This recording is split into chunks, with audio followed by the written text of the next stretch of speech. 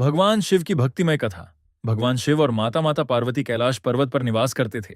भगवान शिव को भोलेनाथ कहा जाता है क्योंकि वे अपने भक्तों की सच्ची भक्ति से बहुत जल्दी प्रसन्न हो जाते हैं। बहुत समय पहले एक छोटे से गांव में रामू नाम का गरीब लकड़हारा रहता था। वह बहुत मेहनत करता, लेकिन फिर भी उसके घर में हमेशा गरीबी बनी रहती। उसकी पत्नी और बच्चे कई बार भूखे सो जाते थे। फिर भी रामू भगवान शिव पर अटूट विश्वास रखता था।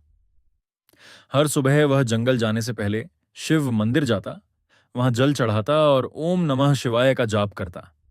गांव के लोग उसका मजाक उड़ाते और कहते, सिर्फ पूजा करने से कुछ नहीं होगा। लेकिन रामू मुस्कुराकर कहता, भोलेनाथ सब देख रहे हैं। एक दिन सावन का महीना चल रहा था। तेज बारिश हो रही थी।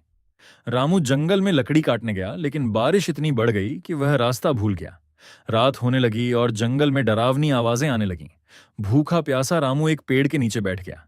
उसे पता नहीं था कि उस पेड़ के नीचे एक शिवलिंग स्थापित था। बारिश से बचने के लिए वह पेड़ की पत्तियां तोड़कर नीचे गिराने लगा। संयोग से वे बेलपत्र थे जो सीधे शिवलिंग पर गिर रहे थे। भूख के कारण उसने उस दिन कुछ खाया भी नहीं था।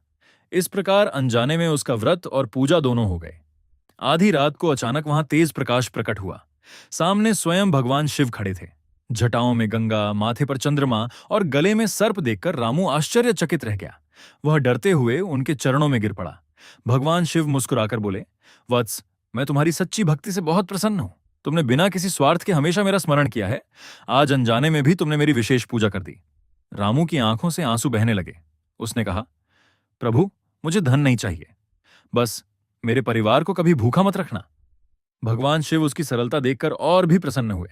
उन्होंने आशीर्वाद देते हुए कहा, आज से तुम्हारे घर में कभी अन्न की कमी नहीं होगी। तुम्हारे जीवन के सारे दुख दूर हो जाएंगे। अगली सुबह जब रामू घर पहुंचा तो उसने देखा कि उसकी छोटी सी झोपड़ी के पास लोगों की भीड़ लगी हुई है। जमीन खोदते समय वहां एक पुराना खजाना मिला था। पूरे गांव को आश्चर्य हुआ। रामू ने उस धन का उपयोग केवल अपने लिए नहीं किया, बल्कि गांव के गरीबों की सहायता भी की और एक सुंदर शिव मंदिर बनवाया।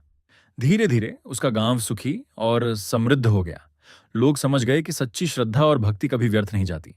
भगवान शिव अपने भक्तों की हर परीक्षा लेते हैं, लेकिन अंत में उनका साथ अवश्य देते हैं।